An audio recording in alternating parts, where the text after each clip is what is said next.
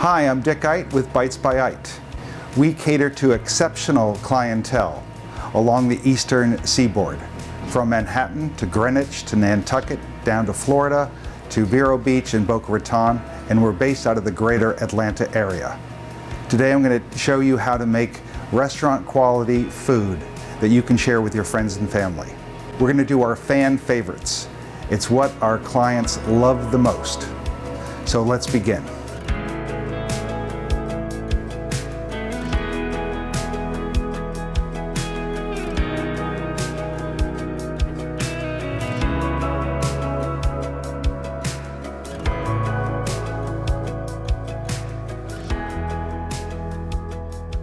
Today we're going to start with a whole beef tenderloin.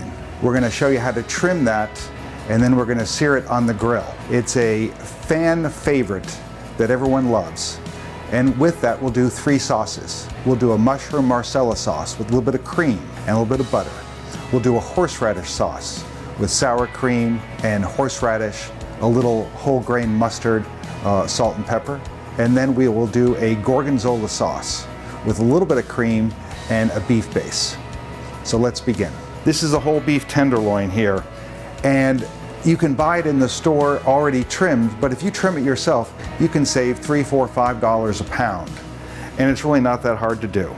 So let's start. First part is there's this fat and silver skin on the top of the tenderloin, and we're gonna take all that away. I'll move these mushrooms out, give us a little more room. And whenever we do this, we always start nice and slow. There's no rush. We just take our time. Whenever we use the knife, we always cut away from ourselves. There are no accidents. And you can already see some of the top fat, and it exposes the tenderloin and how nice it is. So after we do this, you'll see that there's a side piece to the whole beef tenderloin, and we take that out. On this there's a lot of tendon, so we're not going to use that. You can save it and cook it for yourself, and I'll show you how I trim that. But you can see these tenderloins here, these tendons on the tenderloin, and it really is not something you can eat. So I'm just going to cut this away, and you're left with this piece here.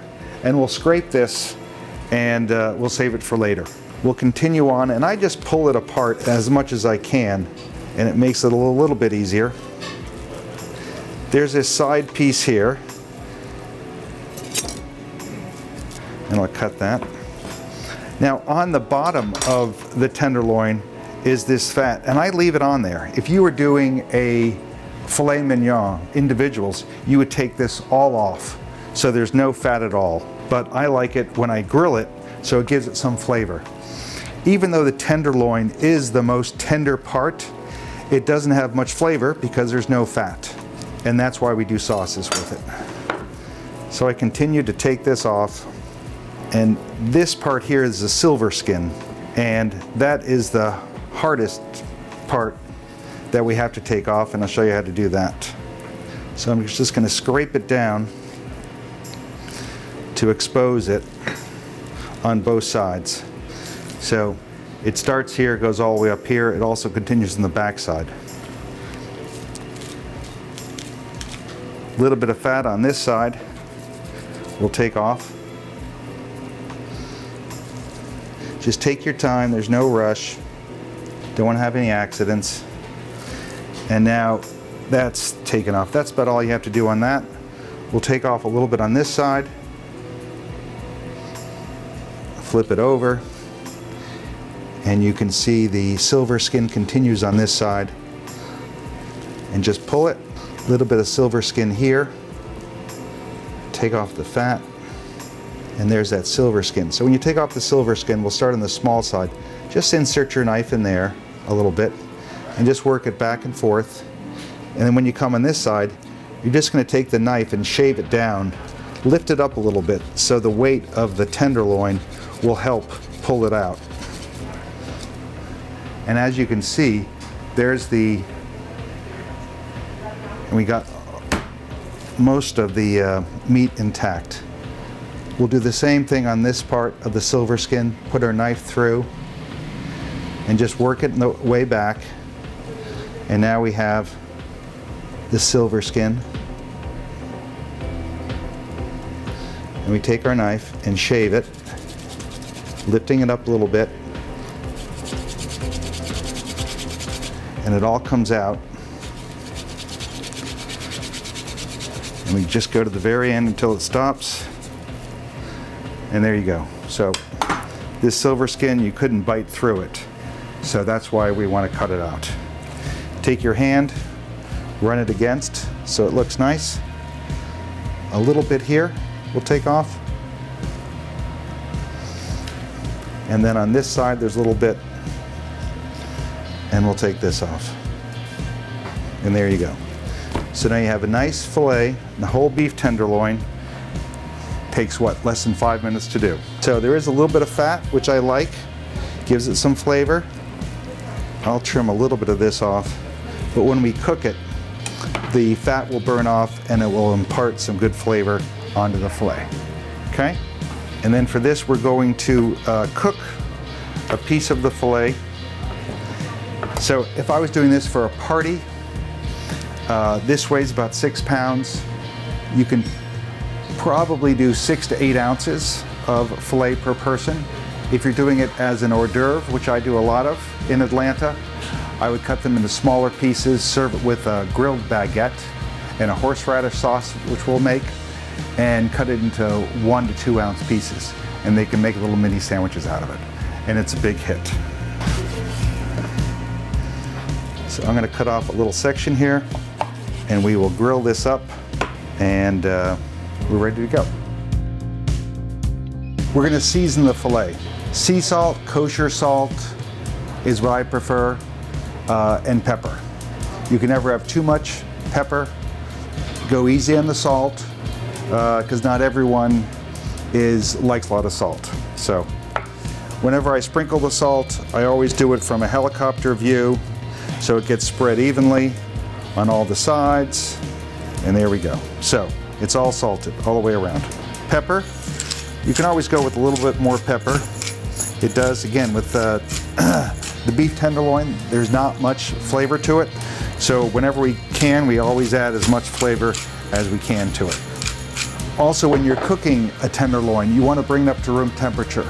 So before you trim it, you can let it sit for an hour and get it to room temperature. And the reason why you want it at room temperature, so it cooks evenly throughout. You don't want it cold, you want it at room temperature. We're ready to cook off this nice beef tenderloin. And if you recall from the beginning, we had that side part of the tenderloin. And when we come back, I'll show you how we can trim that off and you can use that. So normally when we cook the tenderloin, it's the entire beef tenderloin. And typically I cook it on a grill. It can be a gas grill, it can be a green egg. This is a very nice piece because it has great flames to it and it'll provide a nice sear. So I typically cook an entire tenderloin 12 minutes aside, depending on the size. I flip it over, I do another 12 minutes. So let's put it on there. You can hear that nice sizzle.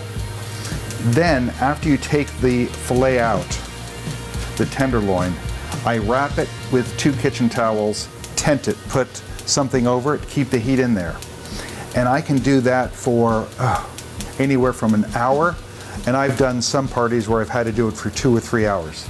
And the beauty of that, when you have it sit, is that all the juices come back, and it's a beautiful medium rare, most of the beef tenderloin.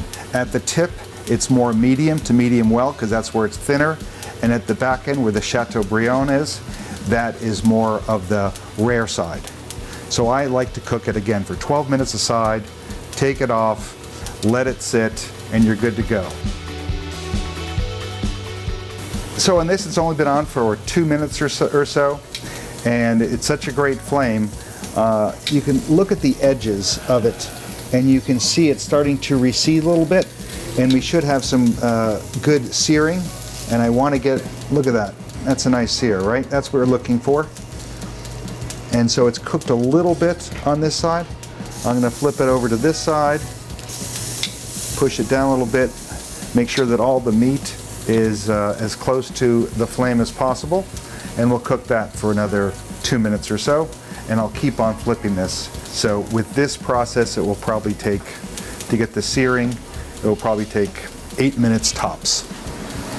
So if you wanted to, you can prep these ahead of time, and then you could finish it off in the oven and bring it up to temperature. So sometimes I do parties for up to 500 people, and we do the tenderloins. So we'll do a bunch of tenderloins, and you can't cook them all at the same time. So we cook them off, we set them aside, and then we put them in the oven to bring them up to temperature. It goes great with a nice Bordeaux, a nice Cabernet. Look at that flame coming around there.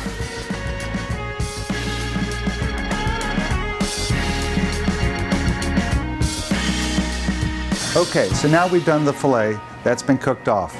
Now we're going to make the sauces. So the mushroom Marsala sauce. So when I cook these and I slice them, I probably slice them into 3 or 4 slices. So each of the piece is a little bit thick. They will shrink a little bit, but I want to give my clients a real taste of the mushrooms. So I'll chop these up. Take your time chopping these up, no cut fingers. Curl your knuckles, just use the knuckles. You don't want to slice anything besides the mushrooms. And nice and thick. We're going to saute these in olive oil, and we use this wonderful Calavito olive oil, extra virgin. Only use extra virgin olive oil in all of my cooking. It just gives it great flavor, and it may be a little bit more expensive, but it's well worth it, and your clients and guests will really notice it, what a great rich flavor it has. Also, when you make the Marsala sauce, you can make this the night before. Saute the mushrooms in the extra virgin olive oil, a little sea salt and pepper, and you can add the Marsala wine to it. The Marsala is going to give it a great flavor, and you can put it in the fridge if you want to overnight. The next day, before you bring it up, you'll add some cream to it. It can either be half and half cream, it can be heavy cream. I tend to like the heavy cream, it just has more flavor to it. And then with the butter, add either half a stick of butter or a whole stick of butter, depending on how much you want, but make sure that the butter is cold. It will help thicken up the sauce. Now we're going to saute the mushrooms. In Calavito, all extra virgin olive oil is a sponsor of the show, and it's a great olive oil. I put a couple of tablespoons in there just to cover the pan. It's nice and warm. It's going to sizzle. It's on high. You'll hear it pop. And these will reduce down very quickly, and they'll have a nice coloring to it. I'll add some sea salt and pepper to it.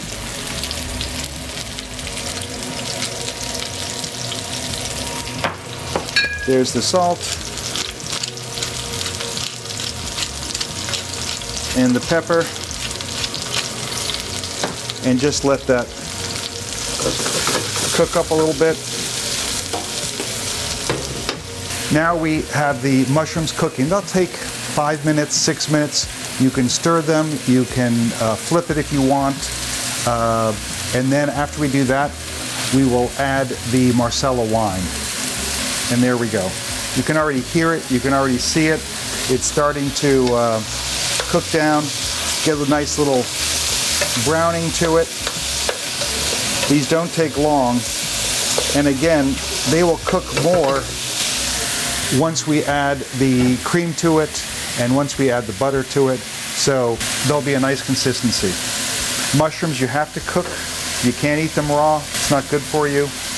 And these things just absorb all the flavors. They absorb the Marsala wine, they'll absorb the cream, and they'll absorb the butter and a little salt and pepper. It's a wonderful sauce.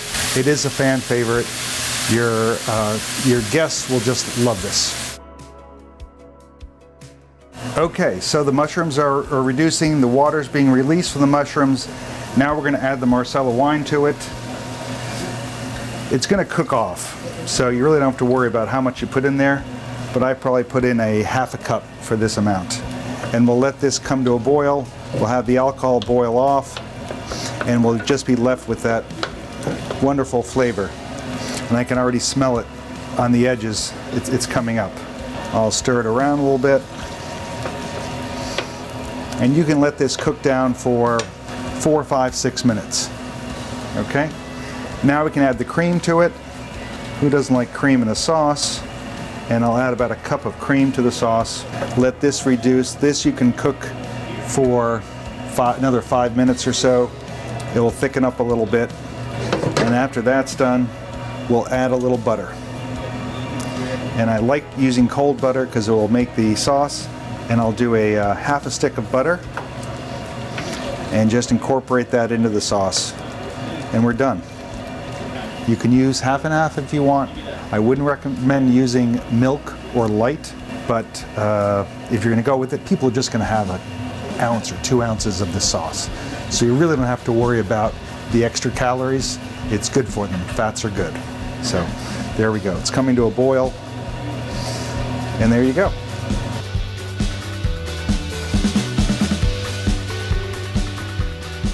So now we're going to do the horseradish sauce.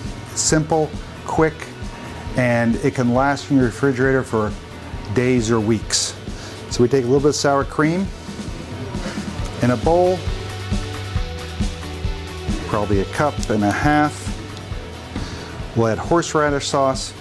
Just depends on how much horseradish you like. I sort of like a little bit of horseradish. We'll add some scallions to it for some color. And then we'll go, of course, with salt and pepper.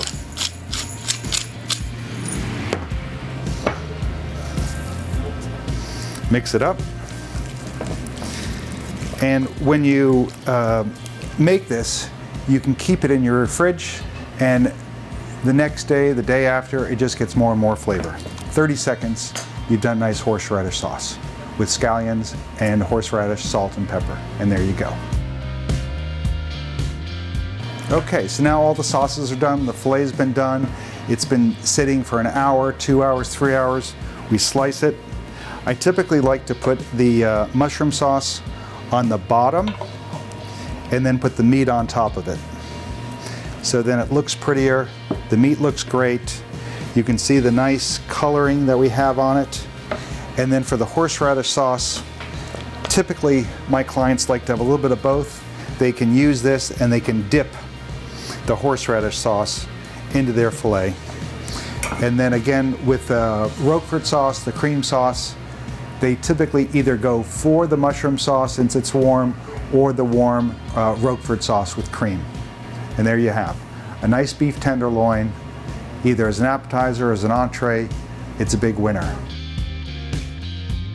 The last part is the Roquefort cheese sauce. So some people also like just to have a chunk of Roquefort cheese, and I think it's nice. It adds good flavor. The blue cheese, it helps give it some more flavor. Again, the tenderloin doesn't have much flavor, so that's why you want to add as much as we possibly can. So a mushroom marsala, horseradish, and a nice gorgonzola. There you have it. It's a crowd pleaser. Okay, so now we're finished with the episode of doing a beef tenderloin. And we have 3 different sauces: the horseradish sauce, the Roquefort sauce, and the favorite, the Marsala mushroom sauce with cream and butter. So again, these are great things for your parties, a dinner party, or hors d'oeuvres. And the next show we're going to talk about making our flatbreads. So let's talk about one of my sponsors, Rugged Road. They are a cooler system, and what makes these great is it's light. So if a Yeti weighs a ton of weight, the big Rugged Roads weigh less than 10 pounds. The ice stays longer, stays for 12 hours versus 8 hours in a Yeti. So it's a great product, and if you mention Chef Dick, you'll get a 10% discount on all products except for the big rugged coolers. So I'm glad to have them as a sponsor.